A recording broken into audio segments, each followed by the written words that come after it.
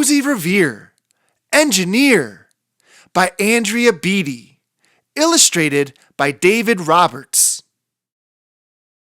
This is the story of Rosie Revere, who dreamed of becoming a great engineer. In Lila Greer's classroom at Blue River Creek, young Rosie sat shyly, not daring to speak.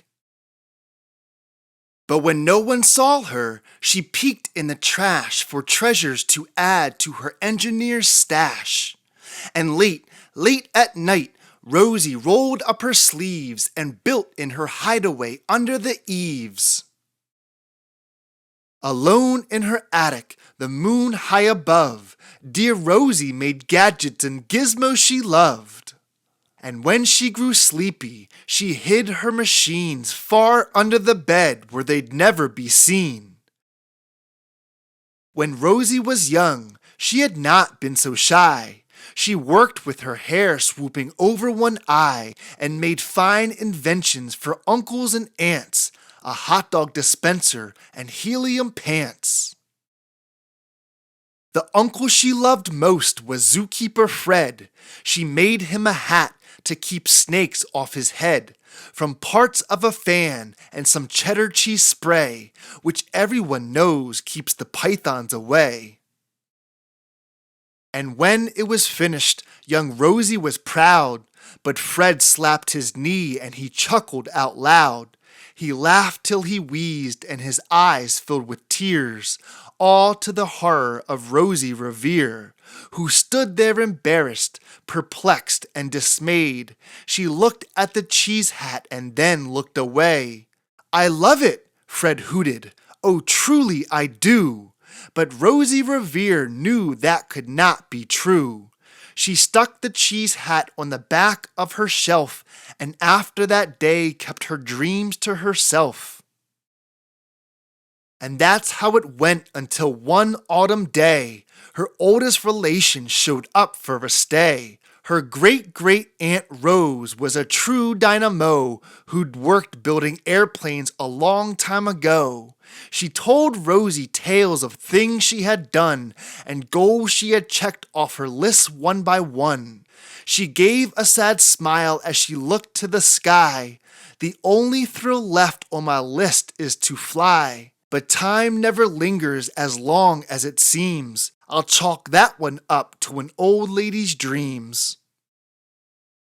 That night, as Rosie lay wide-eyed in bed, a daring idea crept into her head. Could she build a gizmo to help her aunt fly? She looked at the cheese hat and said, "No, not I." But questions are tricky, and some hold on tight. And this one kept Rosie awake through the night. So when dawn approached and red streaks lit the sky, young Rosie knew just how to make her aunt fly. She worked and she worked till the day was half gone, then hauled her cheesecopter out onto the lawn to give her invention a test just to see the ridiculous flop it might turn out to be. Strapped into the cockpit, she flipped on the switch. The Hello cheesecopter sputtered and twitched. It floated a moment and whirled round and round, then froze for a heartbeat and crashed to the ground. Then Rosie heard laughter and turned round to see the old woman laughing and slapping her knee. She laughed till she wheezed and her eyes filled with tears, all to the horror of Rosie Revere, who thought, "Oh no! Never, not ever again will I try to build something to sputter or spin, or build with a lever, a switch, or a gear, and never will I be a great engineer." She turned round to leave, but then great-great-aunt Rose grabbed hold of young Rosie and pulled her in close, and hugged her and kissed her and started to cry. "You did it! Hooray! It's the perfect first try. This great flop is over. It's time for the next." Young Rosie was baffled, embarrassed, perplexed. "I failed," said dear Rosie. "It's just made of trash. Didn't you see it? The cheesecopter crashed. Yes, said her great aunt, it crashed. That is true. But first it did just what it needed to do. Before it crashed, Rosie, before that, it flew. Your brilliant first flop was a raging success. Come on, let's get busy and on with the next. She handed a notebook to Rosie Revere, who smiled at her aunt as it all became clear. Life might have its failures, but this was not it.